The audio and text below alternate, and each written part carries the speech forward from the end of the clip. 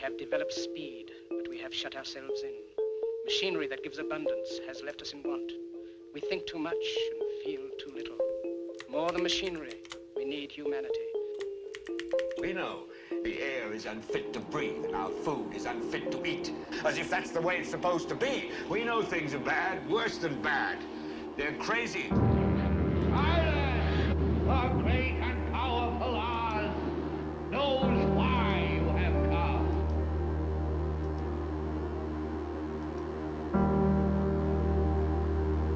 You've got to say, I'm a human being. God damn it. My life has value. You have meddled with the primal forces of nature.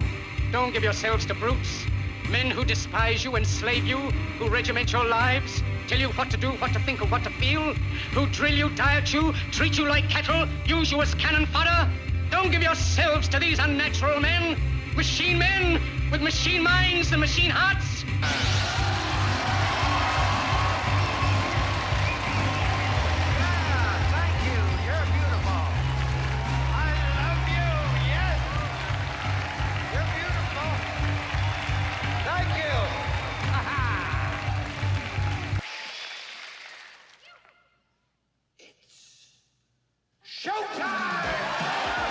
It's time to buckle up for making sense of the madness. And who loves you? And who do you love?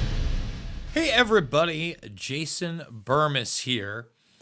And over the weekend, I was looking for a specific lecture by none other than Martine Rothblatt, who you saw in the thumbnail, who you see in the title, someone that I don't think enough people realize the significance of. And that lecture was the From Transgender to Transhuman lecture that coincides with the book of the same name, right? And we've covered the fact that this person is at the forefront of not only the transhuman movement, but is maybe behind Pritzker monetarily the second richest transgender individual on the planet. I would argue, although the Pritzkers are extremely influential, I absorb that more and more, that I'm not only in the Midwest, but literally on the border of Illinois. It sits less than a mile from my house over the Mississippi. Martine Rothblatt is it. And there's just so much more with Rothblatt in the arena of technology that is concerning. And I've often talked about the integration of our military-industrial complex and then the people that are able to present the technology on a commercial level. So I've got to find this hard drive if we're going to do the From Transgender to Transhuman one. In one of my lectures, there's just a small piece of that. I think it's the one that I have pinned, actually, to my X account. By the way, give me a follow over on X. We're about 200 shy of 47,000. I'd love to hit that 50K moniker before the year's end. You just never know. You sometimes get boosts by going on other shows. Extremely difficult on the platforms I'm on: YouTube, Rumble, X. They say they're free speech platforms, but again, the algorithm is clearly pushing individuals and motives and suppressing others.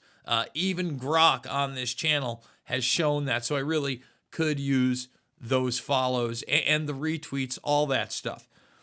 There's a ton more in the news we could have covered today. I'm actually going to be having Stuart J. Hooper on later. We're going to be covering a lot of the global politics. But this is an issue that when I really dug into more of it, there were so many other videos that I had not seen on Rothblatt, despite knowing the ethos. Okay?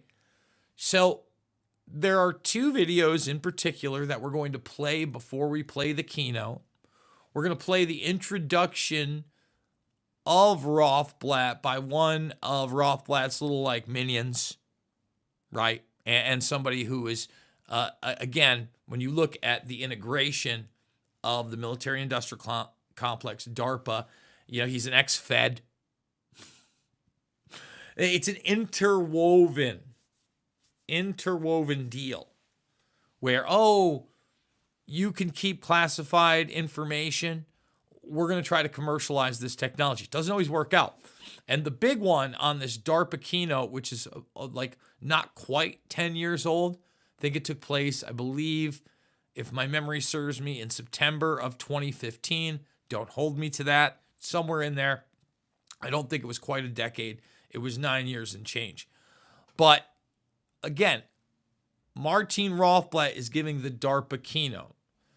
On the peripheral, and this is going to be something we'll get into in a moment in like a subsection of this story, Rothblatt is heavily into both the satellite and the satellite radio business. So Rothblatt, like with SiriusXM, Howard Stern's boss, okay, and discussed on the show many, many times. Megyn Kelly's going to play into this. This is a part of the story that I did not know about it when commenting on United Therapeutics. And this keynote is really via United Therapeutics transhumanism, what is known as xenotransplantation, for those not aware. And these kidneys that have been grown in pigs with human genetics and then transplanted into humans, at least on a commercial level, have failed. And when I talk DARPA, I often talk NASA, right? So when we talk about 3D printing biological materials, okay, bio-nano printers, a lot of that is done through NASA in microgravity situations. In fact, they do it on the ISS. So much of this technology, again, that interweaves with DARPA, interweaves with NASA. Same thing. Again, I'd be remiss if you can't make the connection with satellites and that technology and Martine Rothblatt. And you notice that all of it, whether we want to admit it or not, well, what is SiriusXM radio? It's about entertainment. It's about a narrative control. It's about pushing a culture. And there's this whole University of the Victoria thing I could have covered where they're promoting and pushing forward this trans ideology and trans history and trans movement.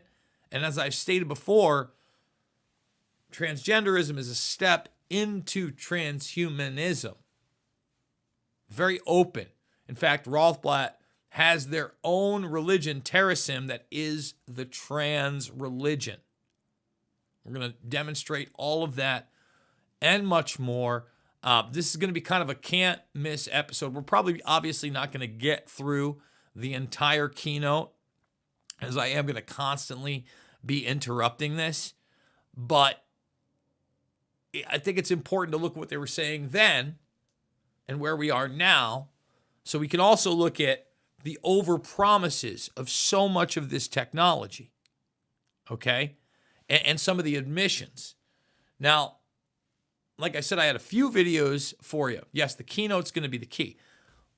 The first video is actually going to be all the way back in 2008, so you can get a cringe-worthy idea of the type of policies and politics and push that Martine Rothblatt got behind Barack Obama on. I know a lot of people are going to be, I talk about a lot in 2008 when they started to develop that relationship with YouTube, right? Remember, Google buys YouTube. YouTube's the big thing now. It's establishment. They want the people's voice. So this is a part of like YouTube. Upload your promotions or your questions for these people. So this is at a 2008 convention. We're going to play that video. And then this is a video, again, probably from not quite a decade ago, 8-9 years ago, at this forum where Rothblatt makes a couple of admissions about AI that I think are super important and super relevant.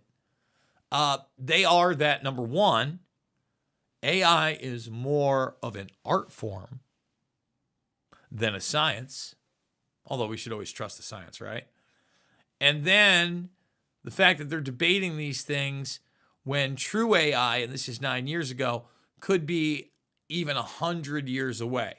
But what true AI is, that's a question for another day. But we're going to drop all those videos. What I need you to do is drop those thumbs up, share, subscribe, let people know about the broadcast. Follow me on the all platforms, X, Rumble. Support on Rockfin is appreciated. And if you can, again, there are no paid gigs. We need you now more than ever. Do want to thank Rebecca and Terry as the last supporters over on the Buy Me a Coffee. $5, $10, $15 big donors. Need you now more than ever. Again, sharing the documentary films as well as these shows also helps. Let's get into it.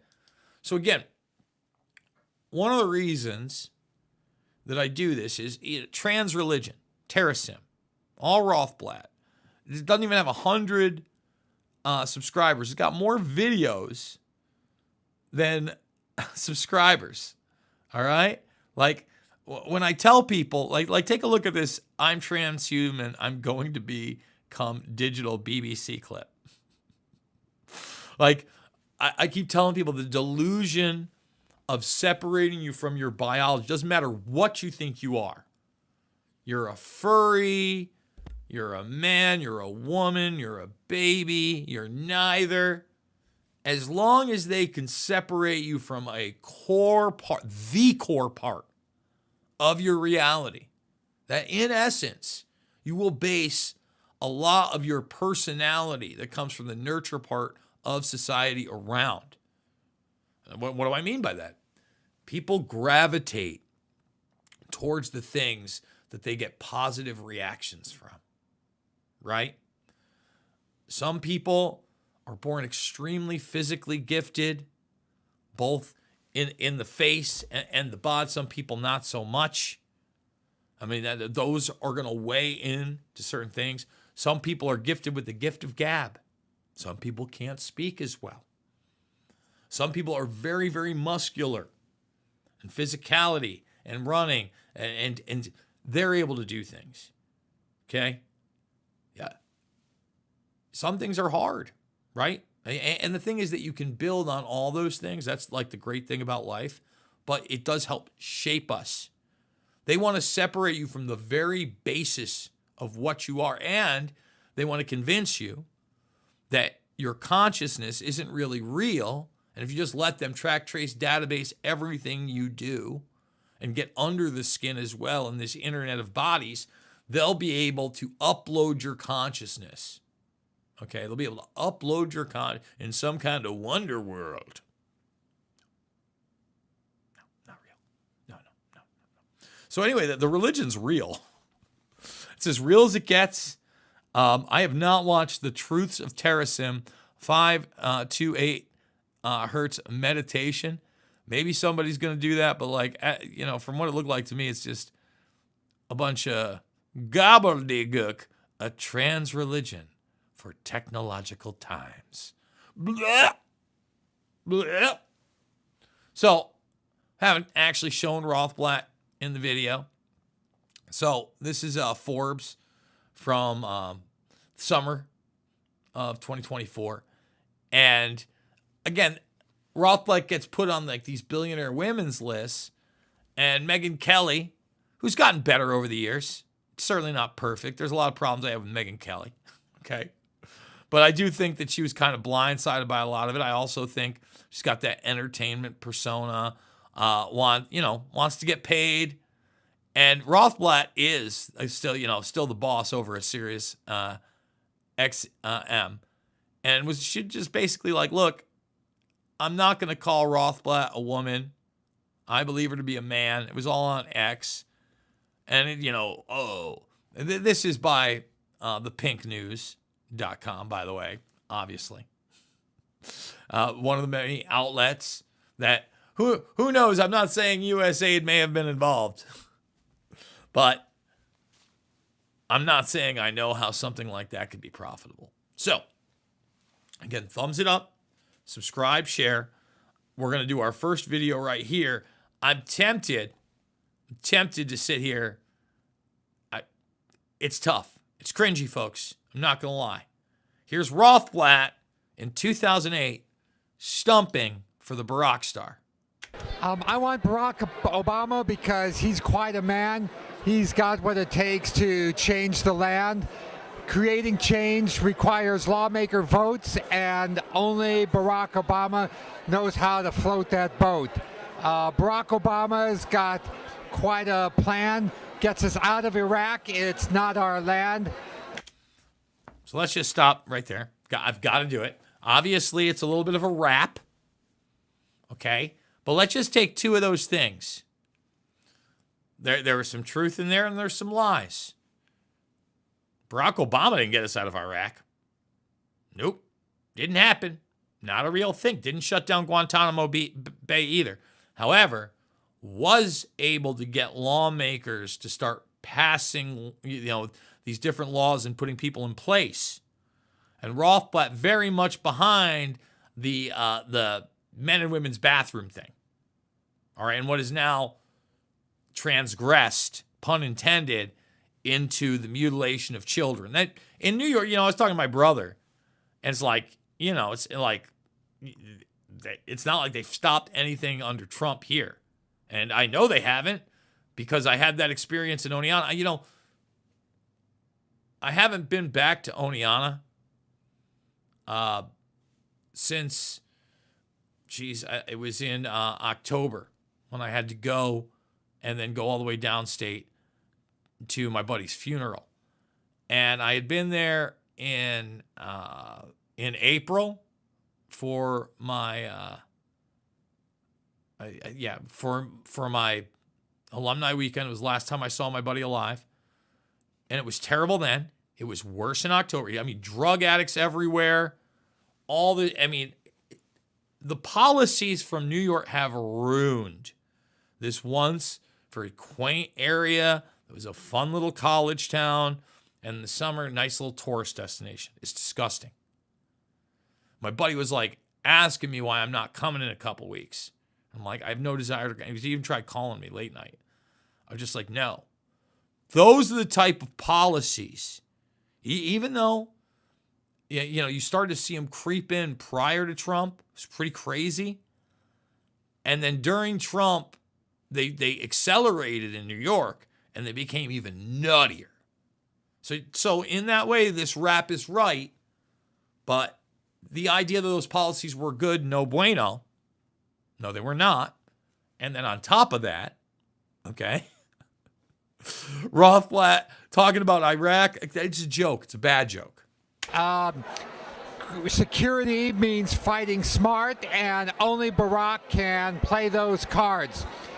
Barack Obama loves the USA. He reminds us all of JFK. And Barack Obama, great patriots. They need to think outside the box, and only Barack can walk that talk. So Barack Obama, he's quite the man. He's got what it takes to lead the land. Check out Barack Obama Boogie Woogie #5 on YouTube and get the rest of the story. Thank you. Barack Obama Boogie Woogie #5. So I don't know if it gets any cringier than that. It's pretty bad. But this is not a dumb person. This is a very intelligent person. A very, very predatory person to get into the position that they're at. Don't fool yourself. No matter what you may think of their life decisions, this is a person that's very much pushing transhumanism and has the billions to do so and has the connections to do so. So this is, again, I think an even more important clip because Rothblatt really is on the inside of artificial intelligence and how far it really is. And Rothblatt also in actuality knows that it's narrative driven and controlled. And that's why in this clip, it's talking about it as an art form. So let's go here.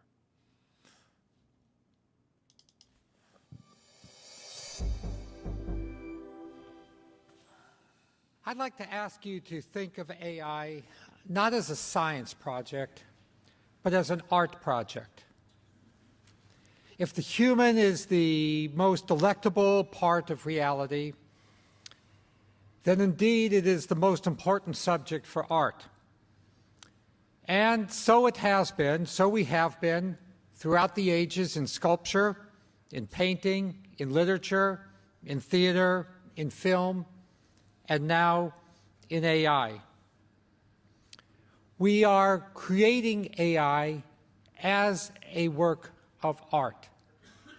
I believe that we should trust in the promise of AI because this work of art, this replication of a human mind, will prove to be fascinating to people throughout the world and for decade after decade.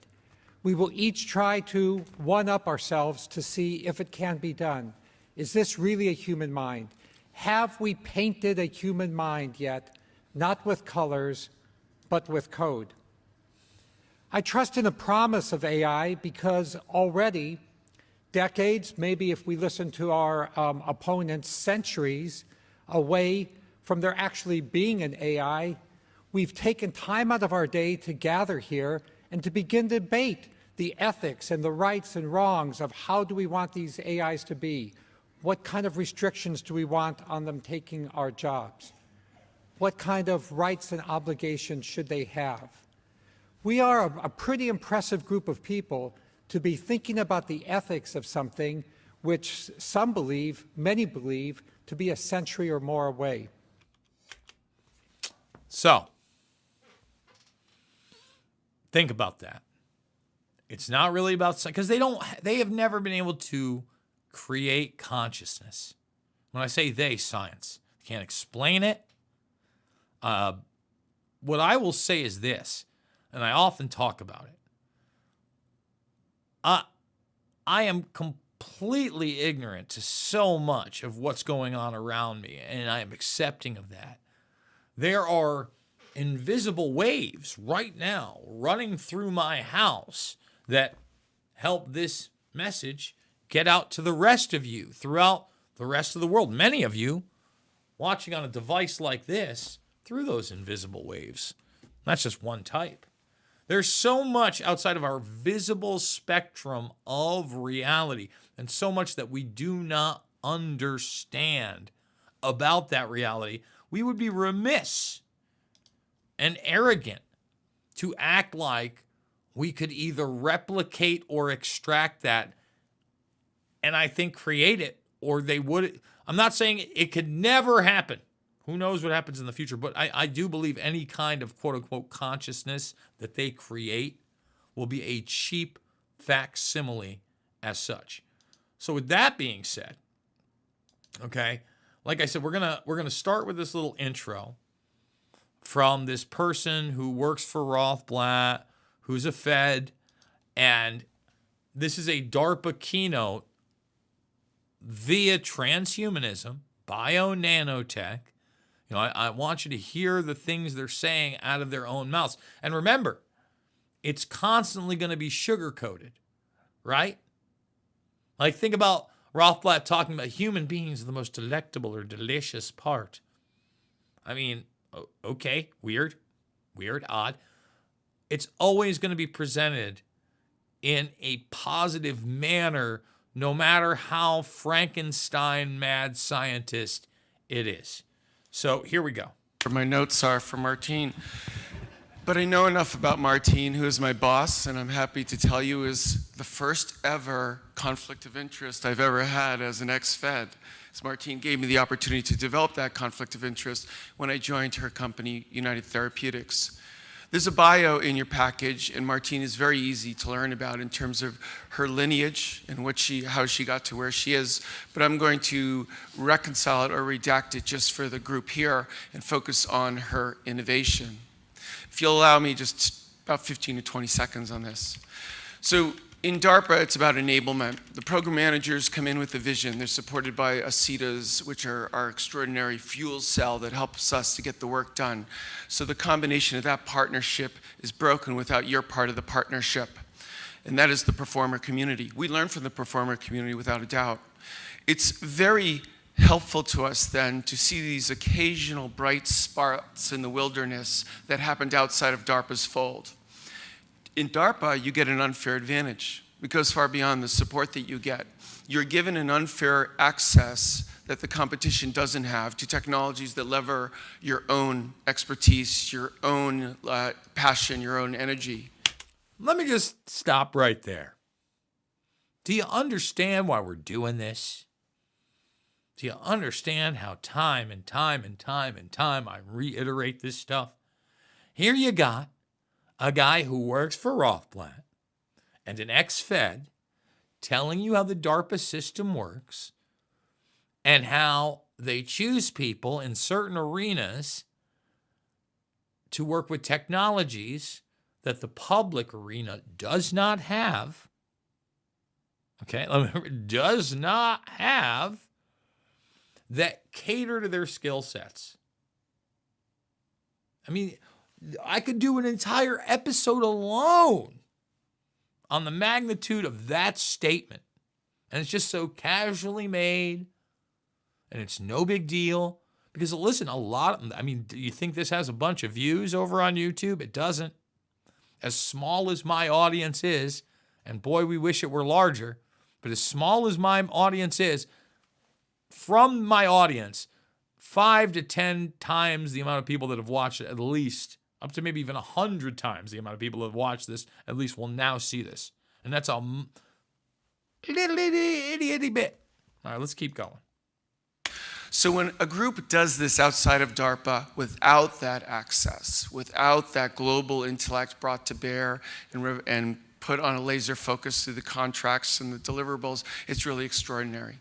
In my search globally, and I do venture capital in China, I sit on the Singapore National Academy of Science in terms of redirecting Singapore funds. I work in the Panama Canal Authority for Maritime Security. I meet a lot of very interesting multidisciplinary people, but no one is a better example than Martine. The journey that I'll just summarize with her, which she will share in her own story, is one about really transhumanists. It meets very much the focus of the biology is technology, but she embodies this with her actual experience. It's not just Sirius Radio. It's not just her other telecommunications programs. It's not the co-joined work that she did with the UN for the human genome and human rights. So I got to stop it again. Told you we'd be stopping this a lot. Did you just hear some of we talked about the UN, of course the UN. We've talked about the United Nations and the World Economic Forum and how they've not only partnered in this transgender ideology globally, right? We talked about the United Nations School in the middle of New York City, and the pride and transgender stuff in 5th grade hallways. All right. But it's the declarations and treaties that go along with it. It's all about globalism at the end of the day. It's all these different mechanics. And Rothblatt is extremely intelligent in that regard. And this guy's just laying it all out. You meet some interesting people in my line of work. And he's super impressed that this person is able to do these things in a privatized manner. But again, if you don't think that this person's working with the people that have worked with DARPA or has a hand up with DARPA or a partnership at the end of the day, look at this guy. It's that integration. It's the chicken or the egg, really. Emphasis, aviator, supreme technophile, has done it again and again in the private sector. And with her life partner, Bina, has created a vision that has inspired about, I don't know, just shy of 900 people. We're called the Unitharians at United Therapeutics. And we're asked to do the right thing at the right time, the right way, all the time. And this is a great decree for which we can also guide our own management of the programmatic vision. So with that, what I'd like to do is turn it over to Martine, my boss and my conflict of interest. Thank you so much. Mark. So here comes Rothblatt. Thank you. I think I got my own thing here. Thanks very much, Mike. It's absolutely a great pleasure for me to be able to work together with Mike, creating new futures. Although I really would like that program manager job. I mean, you sold that position so well, and I couldn't think of a better job. So if you have a spare one, I'm available. Okay, thank you. Thank you. I can multiplex, I can do, yeah. I'm really excited to be here. When Alicia first invited me, I said I am a total dyed-in-the-wool fan of DARPA, always have been. So to be here, speak today is a great honor for me. It's also a real pleasure to be able to speak on the topic of biology as technology, which I would say is probably as close to a religion as I could claim for anything for myself. So it's... I mean, these people, when you hear them talk about it, think about what was just said there. Biology as technology is as close to a religion, and this person has made their religion terrorism. Think about the COVID 1984 nightmare, and science is a literal religion, but not because the science worked, but because of the word. I mean, I'm all for the pursuit of knowledge, and I get, the way that this is trying to be crafted. But take a look, science as a religion. Well, in religion, things don't necessarily have to be work or proven to you. You got to have faith, right? And science, to me, is the complete antithesis of that. In science, you have to have repeated experiments with repeated effects. So a hypothesis can become a fact, right? It can become a law of physics. But, I mean, just a lot of scary things being said there. Because people throw out the transgender movement is a religious cult. Well, it's not just a religious cult. It's a step into transhumanism, which is an even scarier religious cult, because that leads to what? Post-humanism. All right, I'm going to stop ranting and raving. We're going to get back to Rothblatt. It's the perfect topic for me. I thought in preparing for this talk, I thought a little bit about the meaning of the words biology and technology.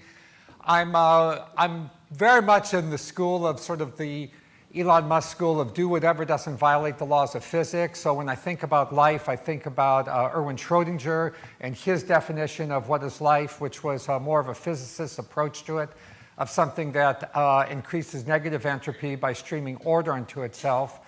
And technology, really, as I thought about it in preparing for this talk, does very much the same thing.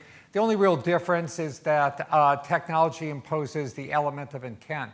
Intent means lots of different things to different people, but for the purposes of I think, universal applicability, intent involves some level of simulation. You're running something inside a processor, which for us is our mind. There's going to be some selection out of all of those alternative possibilities, and then going ahead and satisfying or trying to satisfy one of the alternative realities that you've run in your head. So biology, in my view, used with intent, is technology. And that's a broad definition, but I think it works pretty well everywhere. So here's just a quick little graphical version of the same thing. It's all credit goes to Schrödinger. You've got this environment that we're immersed in, and as the living creature, which could also be technology, goes ahead and streams order from that environment, thereby creating negative entropy upon itself. You have either biology or plus intent technology, and then amongst us humans, You have a little bit of both. So I just want to stop it right there for a second, because you notice that, again, this is almost a decade ago. Other than fawning over DARPA, Musk is invoked in this. Just as I always talk about Musk as kind of a cutout and a front man, I'm not saying that these people aren't smart. And I'm not saying that they haven't worked hard to be where they are. It's exactly that, why they're there. I'm saying they get integrated into the system, especially if they want more and more access. Sometimes there's technology, sometimes there's just plain biology. Now, in my particular case, I started by trying to stream order in the area of satellite communications. My first projects were one to build a GPS receiver that cost under $100 and could be used by Joe Sixpack to fish bass fish in ponds in the South. Again, as we were told, people said that's absolutely impossible, no way, no how. Of course, now costs have fallen a couple orders of magnitude, even below that. But that Humminbird GPS was a great success, and a lot of fishermen happily knew just where to go in their big bass ponds to find what they wanted to do. The next project was to have a handheld transceiver that could go ahead and communicate tweets back and forth with geostationary satellites. This is a GeoStar system, also used for navigation and control. That too was something that people thought was impossible, but it really amounted to was just what was described at the beginning, is going ahead, specifying what you needed. In this case, one of our customers was from Fort Meade, so it was necessary for the device to actually, be able to handle all sorts of unusual threats which worked against its consumer acceptability. But nevertheless, we streamed order from the satellite communications industry, from the microelectronics industry, from the regulatory authorities, and ended up with another cool consumer product. So if you're not feeding into this, again, this person who I keep telling you is extremely influential, who's speaking at the keynote of DARPA, yes, GPS was also pioneered by this person through satellite communications. So, but in each case, what really happened is it started with a dream and a passion that there is in my mind and in all of your minds. There's a simulation going on of all these different alternative realities. Like maybe there could be a GPS receiver I could fit in the palm of my hand. Or maybe I can go ahead and track vehicles and people and aircraft and exchange messages anywhere on the surface of the Earth. And then going ahead and going from that simulation and all the different ways to meet it to selecting one pathway that seems you can actually get it done in like 2 years rather than 2 decades, because that's no fun to work on something forever. And you got to remember that GPS was militarized and being utilized all the way back in like the World War II days. Okay? So once again, this is a person that, yes, don't get me wrong, they're technologically producing a lot of this, but they're doing it through commercialization. It's kind of like when I talk about NASA and the use of these microsatellites, right? These small satellites that have been able to become possible and commercialized because of the massive production of cell phone microchips, right? And then finally going ahead and taking the implementation steps of digesting the order that's in the external environment to create a more cool order, a better order, a faster, more efficient, more awesome order in a new environment. So that's technology as biology.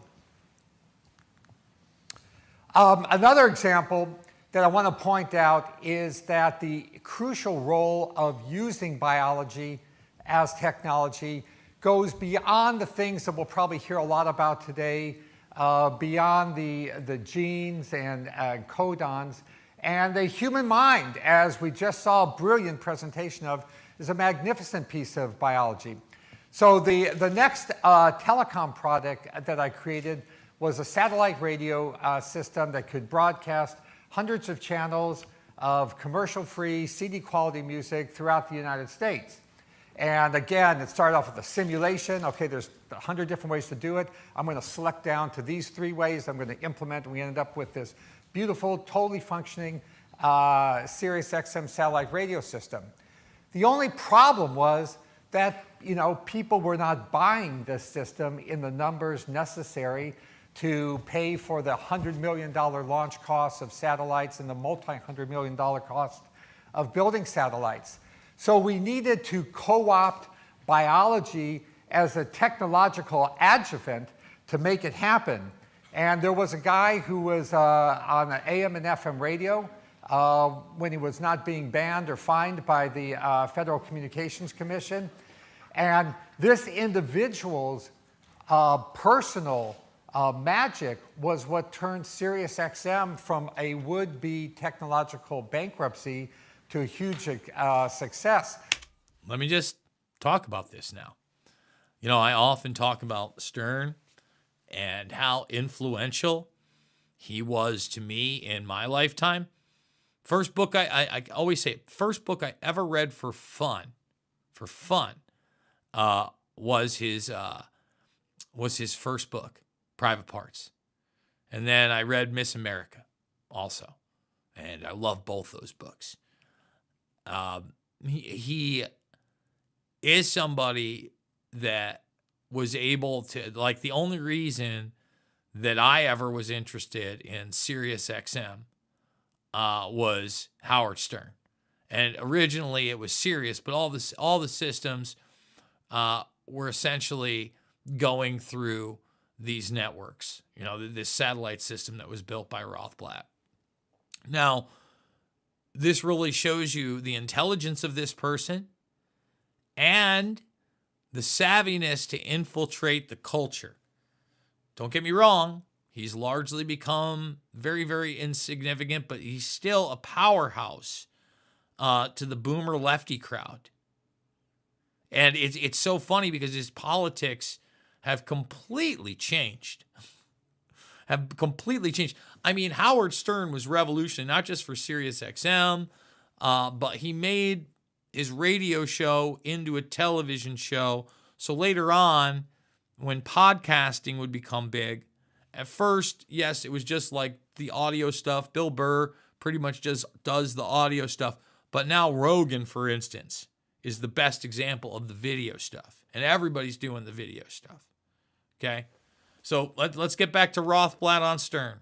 So I have this little audio clip that you could see just how much this individual loves this system.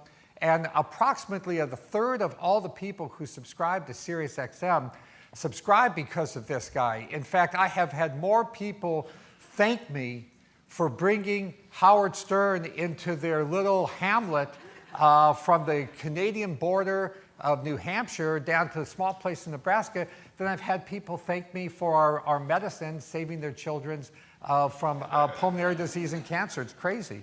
Oops, I'm sorry. Audio, please.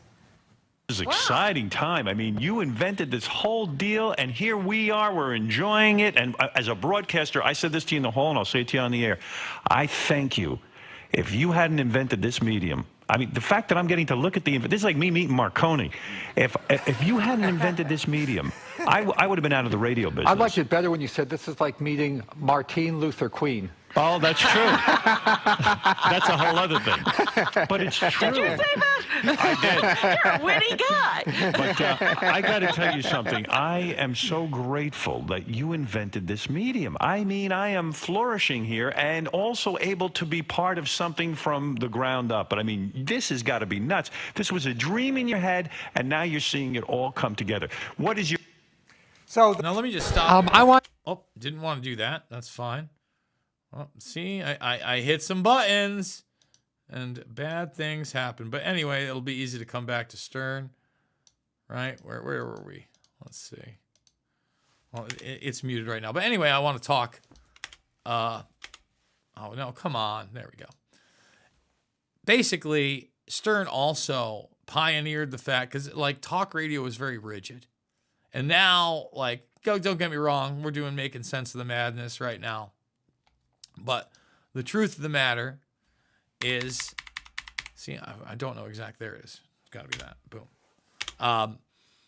that the language barriers, the barriers, if you will, of what content was appropriate, Stern shattered those. So it's even a bigger betrayal. All right. So let's see. We should be just about where we were, and we will unmute. No. But it's true. Did you say that? I did. You're winning. Part of something from the Thinking about biology as technology, the brain is like, I'm not going to be able to say it's the coolest part of biology because what goes on in every single cell is awesome beyond comprehension. But, the brain is a crucial part of biology, and we've got to co-opt brains to make a lot of our technology truly happen. And that's what the story of SiriusXM was. We've got to co-opt brains to make these technologies happen. I mean, I was talking about kind of like marketing brilliance and shifting the narrative, but right there, co-op brain, I mean, that's like psychological warfare. That's the old brainwashing, all right? So the next thing that happened in my life is as I was doing SiriusXM, my youngest daughter had a failure of biology in which her system, her DNA was no longer coding for enough of an absolutely crucial molecule that's necessary to keep blood vessels open and free from occlusion. So it was a failure of biology. Here what we did is we went ahead and said, okay, we understand what the failure is. Let's take that biology, let's take that molecule. Nature developed this molecule over hundreds of millions of years of trial and error. Even mice without this molecule, prostacyclin, are non-viable. We can replicate that molecule. Oh, but this molecule is so necessary and used so continuously in the blood vessels that it only has a 30-second half-life. How can you give somebody a medicine that has only a 30-second half-life? Well, the way to do is to stream it continuously, 24 hours a day, 365 days a year for a person's entire life, and make it so easy and seamless that the individual can go rollerblading, snowboarding, live a real life. Nobody had ever done this before. Before we got the FDA to approve this technology, there had been no other medicine that was streamed 24 hours a day, 365 days a year, subcutaneously for a person's entire life. We did it. We got it approved. My daughter is now 31 years old, happy and healthy, as are thousands of other young women and men with this disease. So, now, look, again, I'm for technology empowering humanity.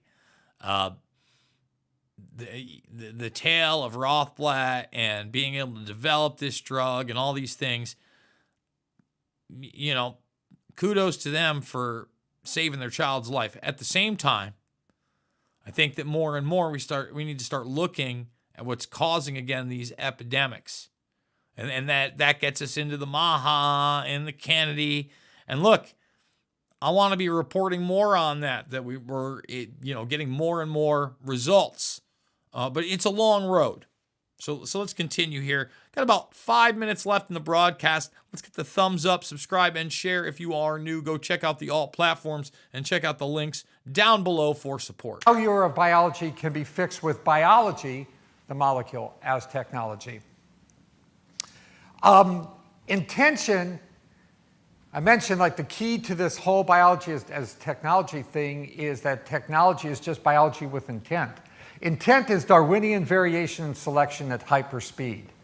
So just because technology does not look like these biology textbooks, anthropology textbooks of worms to fish, to mammals, to reptiles, to mammals, to us, doesn't mean that it's not happening. All around us, we humans are the most important environment for technology, and we can affect that environment with our own intention. Intention is how we mutate different products. As we were told, fail fast, fail often. I just have to stop it here. Do you notice how this person promotes Darwinian ideology? Because these people, at their core, are social Darwinists, but also have to kind of subjugate the idea of any type of deity, any type of higher power, etc. So it literally says there doesn't have to be any evidence for that, and then translates it into social Darwinism as human beings exerting their intent. Now, we're not a mutation, but through competition and the actual pursuit of the secrets of the world, of nature, all right? That's what science is. Then we can push humanity forward. But if you're basing it on a lie, Darwinian evolution, I mean, look, folks, I'm a big believer in microevolution, adaptation, if you will. And like, I think it gets that species to species evolution. Come on now.